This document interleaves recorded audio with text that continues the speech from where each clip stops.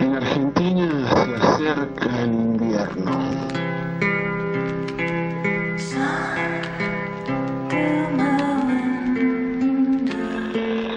Qué quilombo que acá está todo tirado. Y el frío que hace acá adentro, la concha de tu madre. Me traje esta estufita eléctrica, está media rota pero calienta igual. Yo voy a seguir haciendo este programa tan cerradito, no me voy a seguir metiendo ahí adentro a cagarme de frío, porque aparte soy una vieja. Así que bueno, hace una semana recibí un email de Taraka. Me dijo que iba a estar participando de la Spring Break Art Show 2025 que se hizo en Nueva York del 4 al 12 de mayo.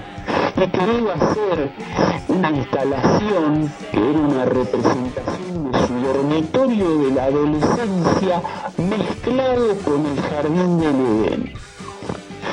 Ella me avisaba a mí que el video musical que hice yo para su canción Welcome to Paradise Lost iba a formar parte de su muestra. Y yo le respondí que si quería hasta podíamos hablar de su muestra en este show. Y bueno, acá estamos.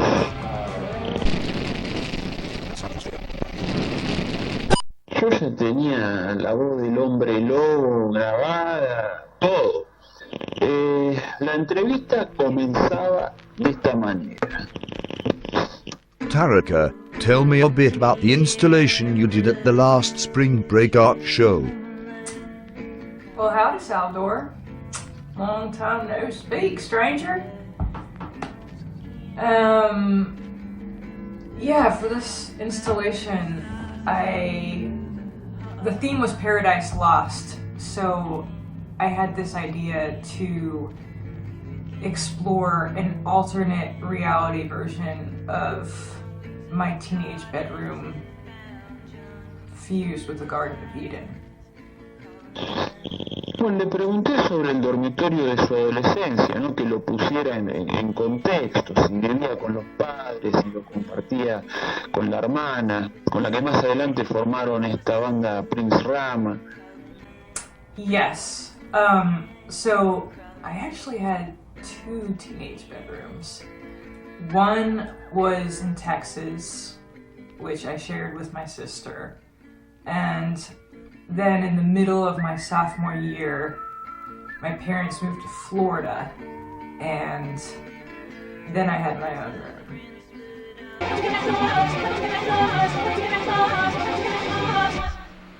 If I did an installation about my bedroom from my teenage years, people would get depressed.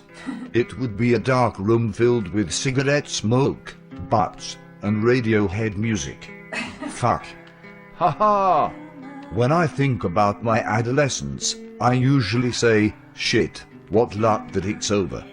Do you feel the opposite? No, I feel exactly the same. Yeah, no, my teenage years were a total fucking nightmare.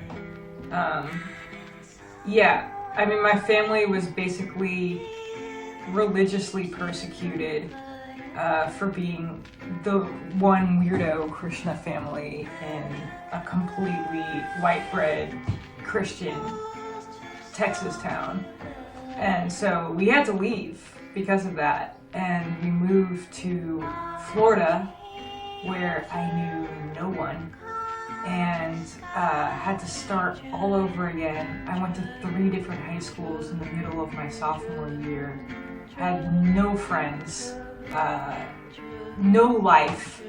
I just threw myself into studying because there was like no other exit strategy for me than to try and just get a full scholarship somewhere, anywhere but where I was. Yeah, it was a fucking nightmare. And I feel like because of all of that, I don't know, there's always been this weird kind of charge around teenage years where it's this weird relationship that I feel like I never want to think about it, and yet there are times when I feel like I've never left. I mean, sometimes I wonder if any of us have ever left high school, or if we're just doomed to keep repeating it. And we think we're out of it, but we still get caught in these just adolescent games, you know, and we'll call it other things, but really we all want to sit at the fucking cool kids table, and we all want to just be accepted and loved, and we want other people to like us.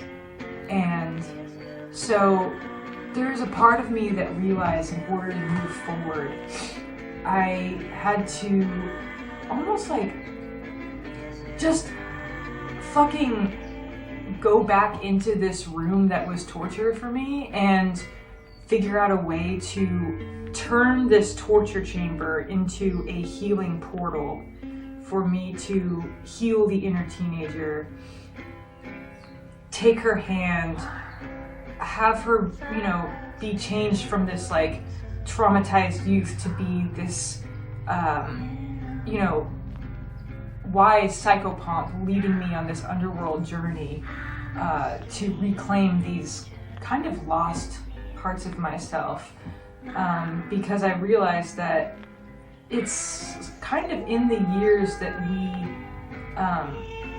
were hurt the most that there's also so much beauty and so much growth and so much light that we tend to reject with the pain.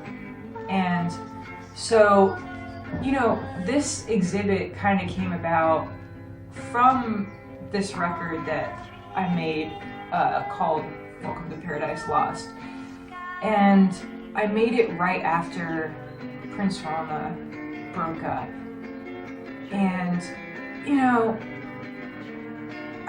this was a band I was in with my sister for like 10 years, and there were so many layers of history and love and joy, and when it was over, I was just, you know, broke, homeless, didn't know what the fuck I was doing with my life, didn't know if I could go on creating as this heartbroken, jaded adult.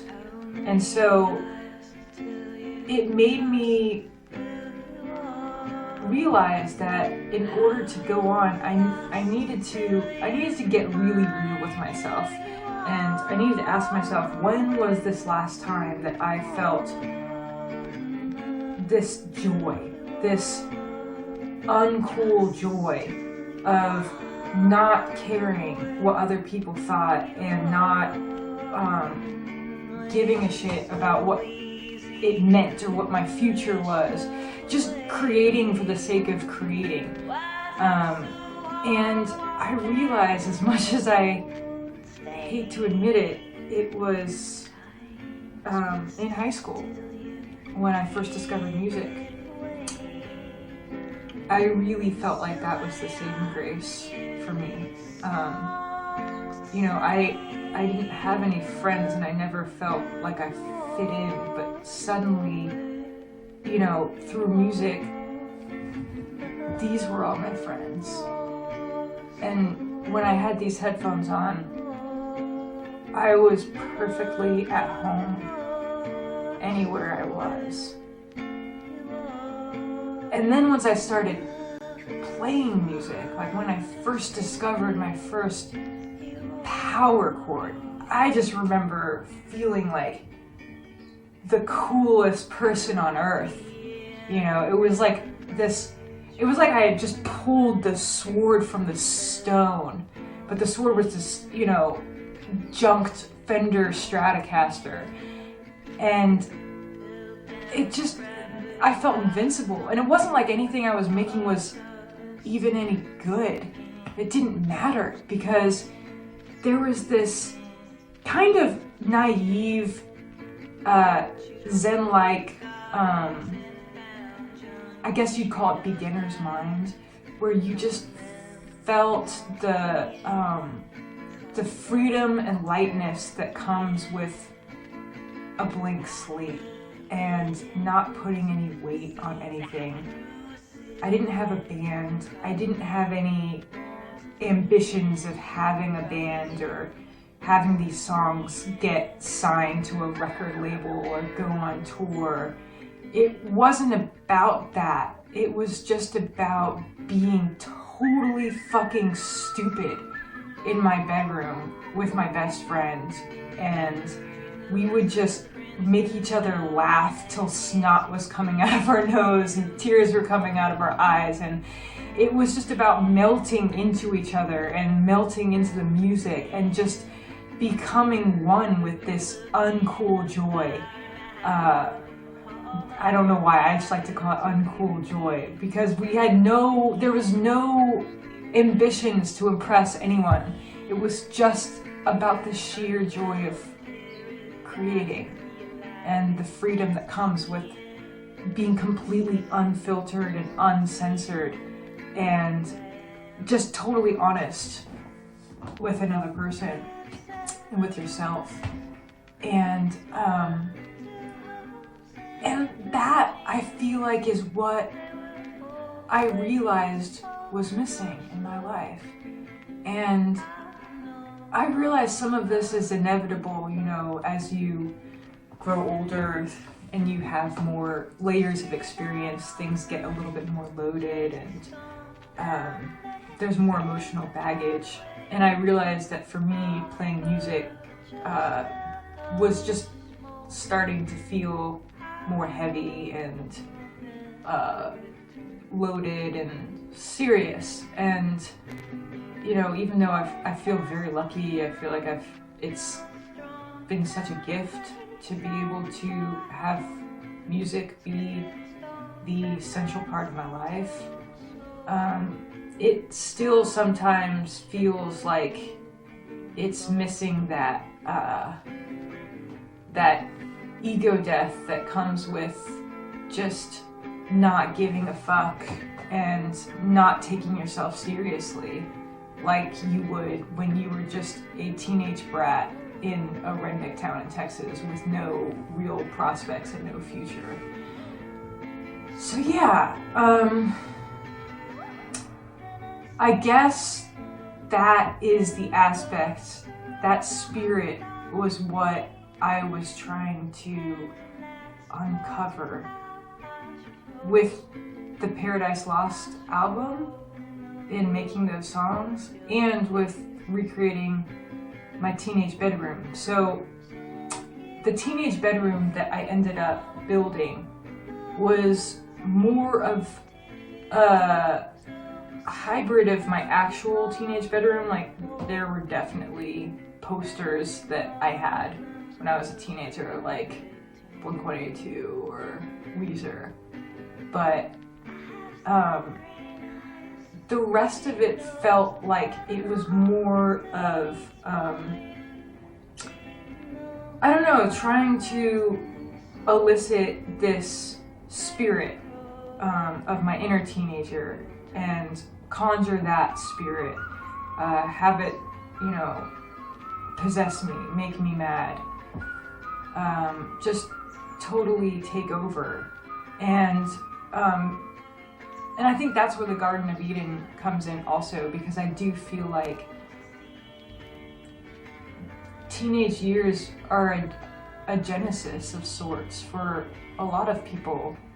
Most of us, I would say, me definitely, where so much of the path that I'm on right now came from those years, came from the music I listened to during those years and some of the spirit that I cultivated. And so, yeah, I think just trying to approach it from this place of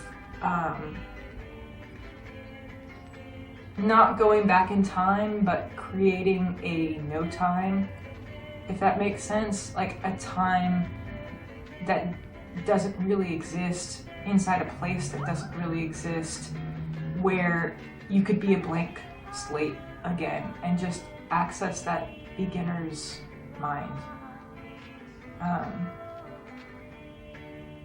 And I lived in there for the duration of the exhibit for 7 days, and people would come through and jam, and I feel like I just, people could jam, they could noodle, they could lay on the bed, take a power nap. The point was just to do nothing, achieve nothing. If we were gonna noodle around, we're not going to make this into anything. We're just gonna explore and be dumb and have fun. And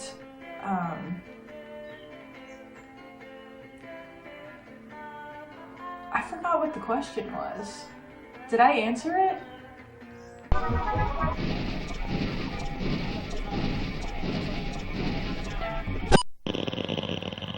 A continuación, vamos a ver algunos videos de la muestra filmados con teléfonos que Taraka tuvo la gentileza de enviarme.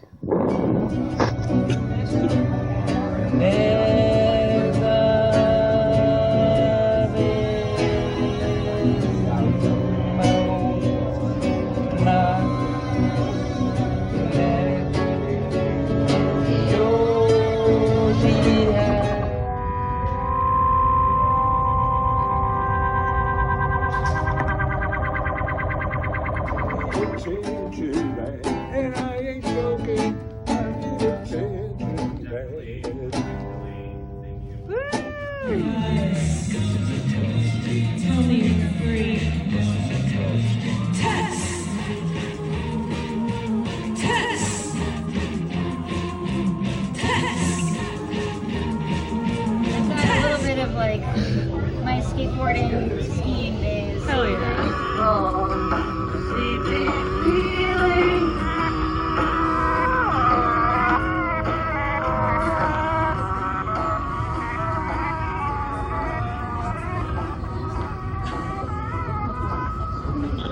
La señora Taraka se peina en Raquel Peinados, la peluquería más elegante de Barracas.